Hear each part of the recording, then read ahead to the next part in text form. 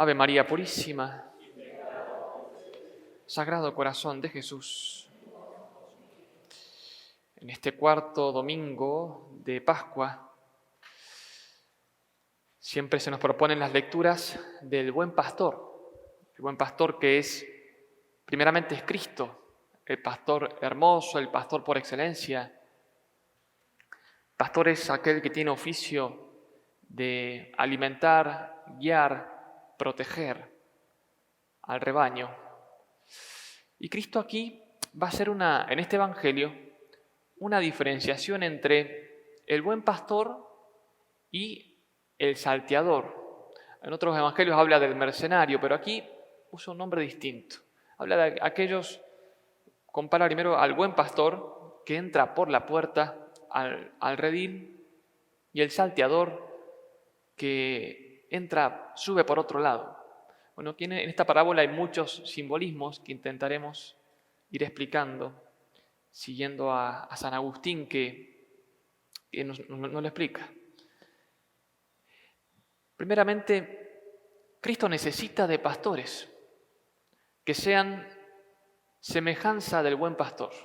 Si Cristo podría sencillamente, él solo, haber sido el único pastor, pero quiso ser ayudado por los apóstoles y luego todos los pastores en la iglesia, pero que deben ser figura, reflejo, imagen, semejanza del buen pastor por excelencia que es Cristo.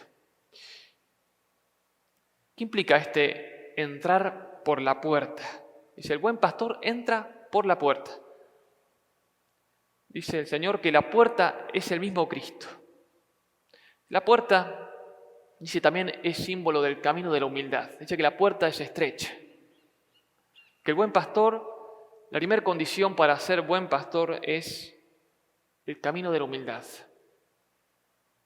En cambio dice, el ladrón, el salteador, que tiene semejanza de pastor pero que no es pastor, dice, sube por otro lado. Es decir, dice San Agustín, es el camino de la arrogancia, de la soberbia. Entonces, primera condición para pastorear, dice el Señor, es la humildad. También dice, entrar por la puerta simboliza entrar por Cristo. Se puede ser sacerdote, desgraciadamente, y no buscar los intereses de Jesucristo. San Pablo se quejaba en su tiempo, decía, irónicamente, hablaba de unos superapóstoles, que eran aquellos que, supuestamente colaborando con la causa de Cristo, pero dice, buscaban sus propios intereses y no los de Jesucristo. Es decir, el buen pastor y aquel que quiera ejercer oficio de pastor debe entrar por la puerta, es decir, entrar o encaminarse a ejercer ese oficio buscando los intereses de Jesucristo y no los propios. Buscar a Cristo, buscar que las almas se encuentren a Cristo, conozcan a Cristo. Hoy en día podría pasar que se encuentren muchos propagadores, podríamos decir, del camino, entre comillas, cristiano, pero al margen de Cristo. San Agustín va a decir que el salteador es aquel que, dice, no predica a Cristo, por lo tanto, no lleva a Cristo. Y viene, dice, a robar, matar y destruir. Entonces, bueno, resumiendo esta primera parte, ya que hoy día rezamos hoy por los sacerdotes y por las vocaciones sacerdotales, ¿cuál es la primera disposición para una vocación sacerdotal? Y también esto se aplica para la vocación paternal de un padre de familia, que de algún modo es como el sacerdote en la casa. Primero, la humildad. La humildad. El entrar por la puerta, por el camino estrecho, por la puerta que es estrecha, dice San Agustín, por la humildad. Y lo segundo, por Cristo, por los intereses de Cristo. Cristo busca la salvación de las almas, no otra cosa. Y es por eso que implica que sea olvidado de sí completamente, al punto de poder dar la vida plena. Porque si no busca otra cosa que no sea Cristo, se terminará buscando a sí mismo. Luego habla de que en esta parábola hay un guardián de la puerta, que es el Espíritu Santo. Dice San Agustín, es el Espíritu Santo porque el guardián es el que deja entrar al pastor genuino, al pastor auténtico. El guardián, decir, es el Espíritu Santo porque es Él el que llama a los pastores. Dice San Pablo, nadie se atribuye el oficio de pastor de propia voluntad, sino que es el Espíritu Santo que al interior del corazón llama a los pastores, que pueden negarse también. Una vocación puede ser recibida o puede ser negada. Dios podría llamar a alguien al oficio de pastor y podría negarse, pero el que llama siempre es el Espíritu Santo. San Agustín, meditando sobre esta figura del salteador, el que no es llamado por el Espíritu Santo, dice, son aquellos falsos profetas o doctores que jactándose de ser sabios y prudentes, prescinden de Cristo. Es decir, toda esta parábola, perdón que haga un paréntesis, Cristo le explica porque Él sabe que van a venir falsos pastores a la iglesia. O falsos profetas, dice el Señor. Es decir, voces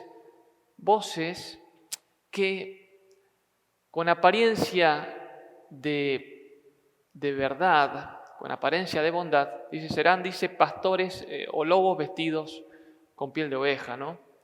Entonces, nos da aquí como los criterios para poder distinguir el auténtico pastor de aquel que no es pastor. Se dice, los falsos pastores, los ladrones, son aquellos que proponen alternativas salvíficas distintas de las propuestas por Jesucristo. Alternativas salvíficas distintas de las propuestas por Jesucristo. Es decir, como que no está ese suave aroma de Cristo. Es muy importante esto hoy en la vida cristiana actualmente, que sabemos que son tiempos de tanta confusión. Dice el Evangelio, las ovejas no oirán la voz del salteador, no reconocen la voz del pastor. Aquí se podría aplicar aquello de San Pablo, que el buen pastor derrama ese suave aroma de Cristo. Como que la oveja reconoce el aroma del pastor, el perfume del pastor, podríamos decir. Bueno, aquí el alma sana, el alma simple, el alma que busca a Cristo, aunque pueda haber un tiempo confundida, finalmente reconoce la presencia de Cristo. Y es por eso que tenemos que pedir siempre para que los verdaderos pastores en la iglesia lleven a Cristo, transmitan a Cristo, ocultándose ellos mismos para mostrar a Cristo. Porque como otros San Juan Bautistas deben ocultarse ellos y dejar que solamente quede la presencia de Cristo. Y finalmente, en esta parábola, unido al Salmo también que hemos escuchado, Cristo va a hablar sobre las características del buen pastor. ¿Cómo es? Dice, por un lado, el buen pastor es solícito. O sea, busca la oveja extraviada. Solícito. Cela. La palabra celar, es un pastor celoso. No celoso como entendemos en el mundo, celosos de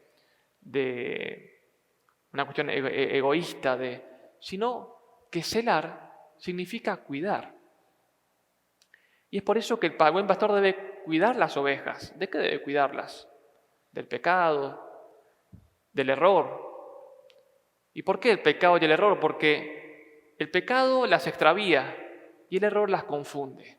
Entonces debe cuidar, y ese es el oficio de la iglesia, es el oficio de los sacerdotes, cuidar las ovejas para que nadie las extravíe o las confunda.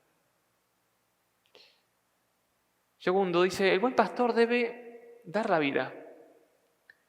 Debe poder, como decía San Pablo, como decía San Juan, Cristo me amó, dice, y se entregó por mí. Cristo amó hasta el extremo. San Pablo decía, me amó y se entregó por mí. Cada oveja, cada fiel cristiano debe poder decir de su auténtico pastor, de Cristo y de aquellos que siguen el oficio de Cristo, me amó y se entregó por mí. Es decir, como decía San Pedro Crisólogo, el verdadero pastor ama. El verdadero pastor ama. Si guía, si corrige, si defiende, si expone su vida, es porque ama. O sea, no puede haber pastores sin amor. Por eso hay una unión tan íntima entre pastoreo de las almas y paternidad espiritual. Dice San Pedro Crisólogo, la fuerza del amor hace al hombre fuerte. Si es amor verdadero, vence todo, aún la muerte. ¿Qué más hace el buen pastor? Dice, me guía por el recto camino. El recto camino, o sea, el camino de la verdad, el camino de la vida. Cumpliendo aquello que decía el profeta Ezequiel, el Señor le dice a Ezequiel, el pueblo de Israel sufrió muchísimo, el pueblo de Israel por los falsos pastores. Eran los falsos profetas que profetizaban lo que tal vez el pueblo quería escuchar, pero no lo que necesitaba. Muchas veces el oficio de pastor es un poco ingrato, y es bueno que sea así. Ingrato en el sentido de que deberá muchas veces el pastor, como el padre, como un papá de familia, decir cosas que los hijos no quieren escuchar. Papá, no me digas eso porque... Pero es que debe hacerlo. El peor mal sería que por callarse permita que la herida se haga profunda y que cause muerte. Por eso es que debe guiar por el recto camino. Como decía Ezequiel, os enviaré pastores que os apacentarán con ciencia y doctrina. Ese recto camino es el camino que ha enseñado el Señor. Por eso un sacerdote no puede inventar lo que enseña. Por supuesto que hay una natural cosecha personal en cada uno, pero debe enseñar el camino de Cristo. Y es por eso que la siguiente característica, que ya entramos al Salmo 22, pone como 3 características. Dice, me conduce hacia fuentes tranquilas, o hacia aguas tranquilas, hacia fuentes, es mejor la traducción, porque es como que en verdad el buen pastor, y así que es Cristo, y luego los pastores en la iglesia, deben conducir a aquellas fuentes, aquellas únicas fuentes que pueden saciar el corazón del hombre. Deben conducir al paraíso, al cielo. Y es por eso que cuando la iglesia enseña la doctrina que Cristo le ha dejado, que se muestra la doctrina espiritual, por ejemplo, cómo debe un alma hacer para llegar al cielo, la doctrina de las grandes verdades, los grandes misterios. Por eso enseña el credo, los mandamientos, los sacramentos, la virtud. Esas son las fuentes tranquilas en las cuales un alma verdaderamente descansa. Muchas veces hoy está la tentación de que la iglesia se vuelva en vez de enseñar doctrina segura, de enseñar tal vez cosas buenas, pero que no son el pan sólido de la doctrina de Cristo. Si la iglesia se dedicara a enseñar, no sé, como hacía la teología de la liberación, que se dedicaba solamente a buscar encima con el error marxista, pero se dedicaba a buscar solamente el bien humano del hombre y no le enseñara el camino al cielo, está errando. Uno viene un sacerdote no para encontrar un psicólogo, sino para encontrar un un sacerdote. Por supuesto que el sentido común y los consejos pueden ayudar muchas cosas, en la psicología, por ejemplo, pero busca sacerdote que me lleve a Cristo, que me enseñe a Cristo. Hacia fuentes tranquilas. Ayer hablábamos con los monjes, una plática, esas sobremesas largas, como la misión de ellos que serán sacerdotes, la mía actualmente, es llevar a las almas al matrimonio espiritual, a las séptimas moradas que es Santa Teresa de Jesús, es decir, aquel paraíso en la tierra que es cuando un alma se une con Dios. Esa debe ser nuestra doctrina. Podemos hablar de muchas cosas, pero si no sabemos eso, que es lo más importante, nos quedamos a mitad de camino. ¿Qué busca un alma en un sacerdote? ¿Qué busca en un pastor? Que la lleve a esas fuentes tranquilas, esas fuentes de eternidad, a esas fuentes que están en el Evangelio. Y es por eso que San Pablo dice, no dejéis extraviar por doctrinas llamativas y extrañas. Y es por eso que la importancia de que charlábamos ayer, de leer los grandes doctores de la Iglesia. Uno lee, ayer no sé, Santa Catalina de Siena, San Juan de la Cruz, San Bernardo, San Benito, San Pablo, y conocerlos bien, porque está la doctrina de vida. Uno puede muchas veces leer autores que tal vez no es que hagan perder el alma, pero se hacen perder el tiempo. Toca médico más la formación nuestra, ¿no? Qué importante que, como decía San Gregorio, un sacerdote debe ser como una gran biblioteca, en el cual cada uno, cada alma pueda tomar aquello que necesita. Y es por eso que hoy todo lo que leen aquí los monjes, por ejemplo, no es que puedo decir, bueno, me leo cualquier libro, el primero que encontré, porque todo lo que ellos aprenden hoy, dentro de pocos años, va a ser aquello con lo cual van a alimentar. Y es por eso que hoy claramente se reza por las vocaciones sacerdotales. Porque hoy deben tener en sus almas un manantial profundísimo de aguas y de fuentes para que, como dice el Evangelio, esa fuente salte para la vida eterna. Y es por eso que al igual también en la formación religiosa sucede lo mismo. Es esa maternidad espiritual que quien va a una religiosa desea encontrar esa maternidad espiritual que la lleve a esas fuentes profundas que la lleven a Cristo, a la doctrina de Cristo, a la unión con Cristo. Otra característica del buen pastor dice, nada temo, dice el alma, porque tú vas conmigo. El Señor ha dicho que el buen pastor debe ir adelante de las ovejas, es decir, guiando con el ejemplo, porque las palabras mueven, pero los ejemplos arrastran.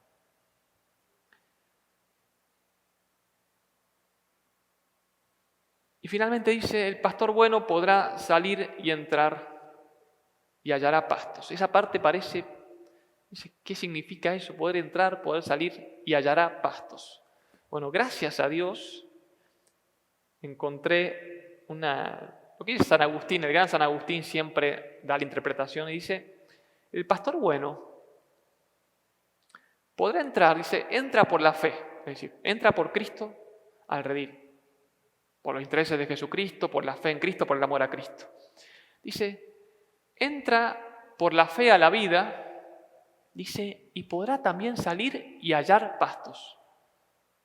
San Agustín dice, ese salir implica que el pastor podrá encontrar pastos para las ovejas, entrando en su vida, y cuando salga, es decir, cuando muera, podrá seguir pastoreando.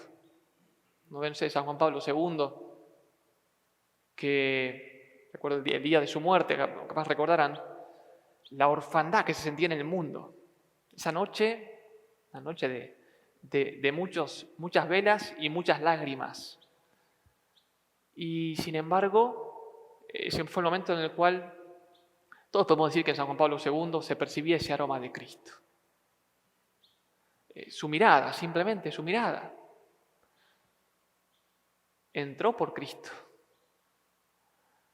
Tantas veces predicó abrir las puertas a Cristo. Y el día que le tocó salir, es decir, morir, desde el cielo, hallará pastos. Es decir, sigue alimentando. En verdad que, como decía San Agustín, dice, el pastor sale muriendo, pero su solicitud no se acaba en esta vida, sino que va a continuar desde la eternidad. Bueno, hoy es el Día del Niño. Creo que justo aquí no hay ni un niño, así que creo que hay una allí, dormida. Ahí está. Entonces voy a hablar un poquitito, lo último, sobre los papás. Porque claramente un niño experimenta en sus padres un reflejo de este buen pastor. Y ahora que los niños están dormidos, puedo leer una cartita para que los niños no se me enojen, que le escribe un papá a sus hijos, a uno de sus hijos a un matrimonio que han recibido la gracia de su primer hijo. Y les dice algunos consejitos para ser buenos padres. Y dice así. Dice, queridos, N y N. Es un autor argentino muy bueno, un poco irónico, pero ya van a ver por qué. Dice, queridos N y N, bienvenidos al club de padres y madres. Ahora que ya están dentro, habían tenido 2 mellicitas, les puedo contar el primer secreto de ese club. Esto con un poco de ironía ahora, aclaro. Dice, no hay cosa más problemática, molesta e incordiante que los hijos. Nunca se termina con ellos. Se casan y siguen siendo objeto de nuestras preocupaciones principales. Multiplican las posibilidades de pasar malos ratos, de ser desdichados, de afligirse. No solo hay que cuidarlos cuando están enfermos, sino que uno se preocupa con su enfermedad, llora con sus desdichas y no siempre cuentan sus alegrías para que uno ría con ellos. En una palabra, un verdadero clavo. Ahora viene el segundo secreto. Esto para padres, para sacerdotes y para religiosas también. Dice, ahora viene el segundo secreto. La vida no vale la pena de vivirse si no es con ellos y para ellos. Ningún artista puede soñar con una obra de arte eterna. En el mejor de los casos, durará esa obra lo que dure el mundo, o sea, un instante. En cambio, los padres pueden hacer una obra auténticamente eterna. Por eso, creo que ninguna personalidad está completa si no conoce las pesadillas y las alegrías de la paternidad y la maternidad. Por eso llamamos padre y madre a los curas y las monjas o a los consagrados, porque ellos eligieron simplemente otro camino para ser padres y madres. La verdadera paternidad es hacer de nuestros hijos hijos de Dios. Esa es la tarea de los padres en la tierra. Al lado de lo cual alimentarlos, vestirlos y protegerlos, siendo mucho, es nada. No tienen 2 chiquillas para lucirse educándolas bien. Tienen 2 almas tan sedientas de felicidad como todos nosotros los pobres seres humanos. Llevarlas a la verdadera felicidad, esa es la tarea que estoy seguro sabrán cumplir. Y un único consejo dice, sean padre y madre, nada de amigos o compinches, padre y madre y punto, porque en esas palabras está todo resumido. Finalmente, 2 consejitos que da San Juan de Ávila, que habla mucho de este tema de la paternidad espiritual, de los pastores. también aplicable a la maternidad espiritual también, dice dos cosas. Si quien quiera ser buen padre o buena madre, dice, aprenda a llorar. Recordemos que los varones lloramos de modo distinto que las mujeres. La mujer llora y derrama lágrimas, el varón muchas veces son esas lágrimas que, como decía Santa Teresa de Jesús, Santa Catalina decía, son lágrimas de fuego, interiores, dice así. Pero dice esto, aprenda a llorar quien toma oficio de padre o de madre.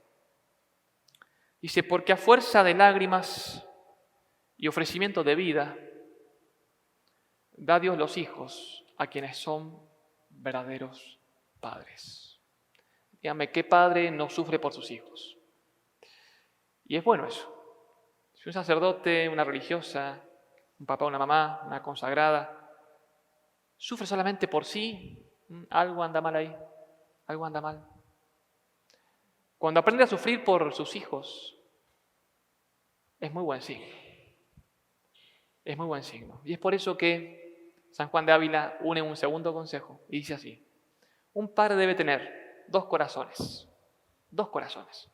Dice, uno, un corazón tierno muy de carne y otro corazón, dice, muy fuerte de hierro. Dice, muy de carne, dice, para tener compasión de sus hijos, lo cual es muy gran martirio. Y otro de hierro, para sufrir los golpes que la muerte de ellos da, para que no derriben al padre o le hagan del todo dejar su oficio o desmayar. Dice, porque deberá, por un lado, dice, reír, dice, con algunos hijos, aunque interiormente deba llorar por otros. Es decir, la paternidad y la maternidad implica un corazón que esté siempre sonriente por los hijos presentes y sanos, aunque interiormente deba velar y llorar por los hijos enfermos. Y aquí también se aplica aquello que decía San Bernardo, que pedía a Dios un corazón para un sacerdote, dice corazón paternal, pero con entrañas de madre. Es decir, esa fortaleza de padre y esas entrañas de madre. Así también se compara a Dios. Dios es padre, pero su amor lo compara a la madre que no se olvida de sus hijos. Bueno, pidamos en este día la gracia de que para que los niños puedan ser verdaderamente niños y se sientan seguros en brazos de sus padres, como aquí estos niños durmiendo, bueno, que en verdad Dios conceda a las familias verdaderos padres y madres y a la Iglesia verdaderos padres y madres en la vida consagrada. Ave María Purísima.